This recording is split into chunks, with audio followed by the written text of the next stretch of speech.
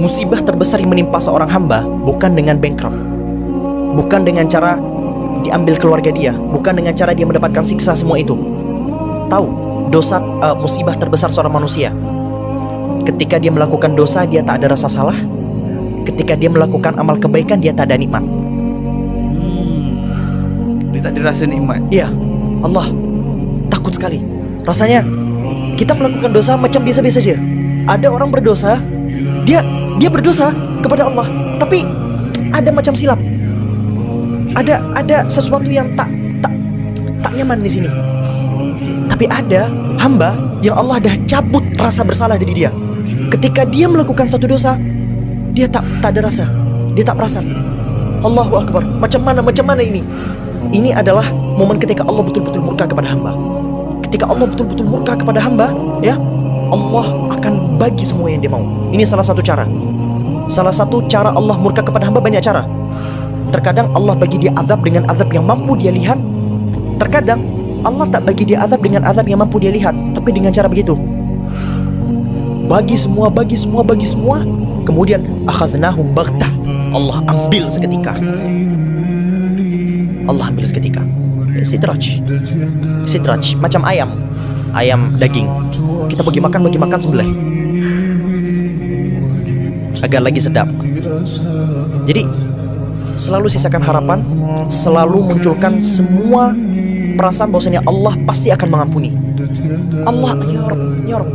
Saya selalu tak kuat ketika saya membaca hadis atau ayat-ayat Allah yang senantiasa berbicara tentang rahmat.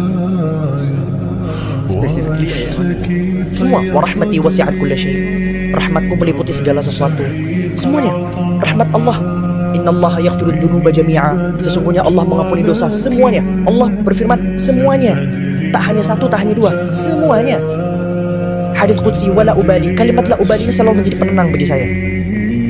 Ketika saya merasa tumpu, ketika saya merasa ini, kalimat la ubali. La ubali firman Allah di Qudsinya. Saya tak peduli.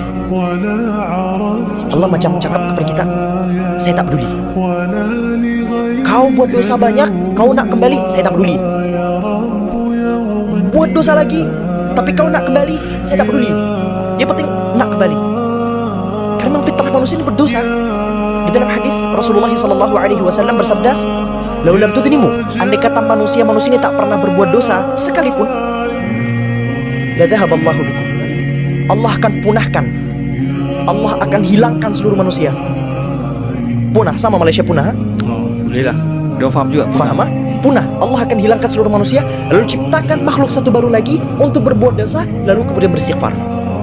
Jadi berdosa itu fitrah manusia. Yang bermasalah bukan berdosanya sebenarnya, tetapi berdosa tanpa merasa bersalah, berdosa dan tak nak kembali. Jadi ayo bagi teman-teman selalu ada jalan pulang. Selalu ada jalan pulang. Saya tahu mungkin kalian merasa jauh sekali, sejauh itu. Kalian mungkin sudah tidak ingat Allah, gak pernah sholat sampai 10 tahun, 15 tahun, 20 tahun, badan full tato, tiap malam mabuk.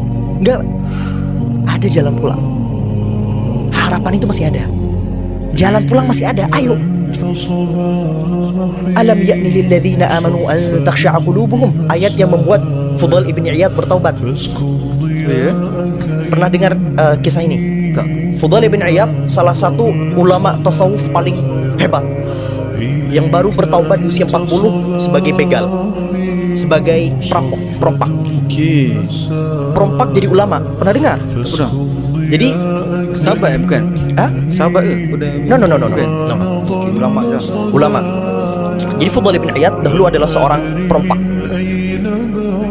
Tak tahu berapa banyak dah orang yang dah dia ambil hartanya, berapa banyak orang yang dah dia bunuh.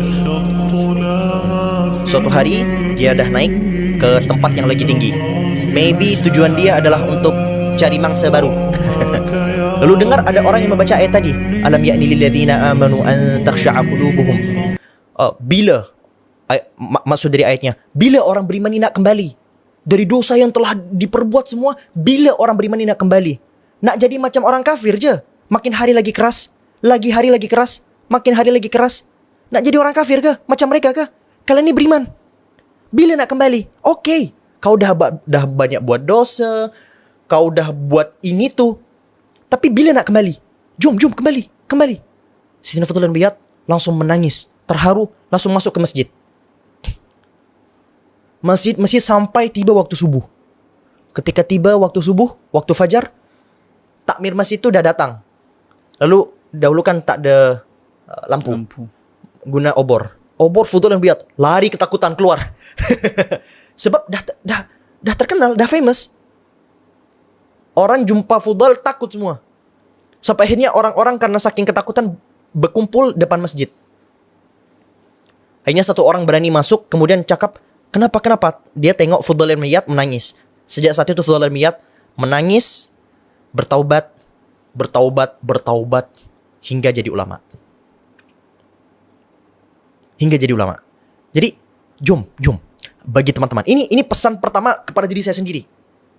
Jangan teman-teman kira orang bila dah punya perangai macam background agama lantas kalian kira dia bukan orang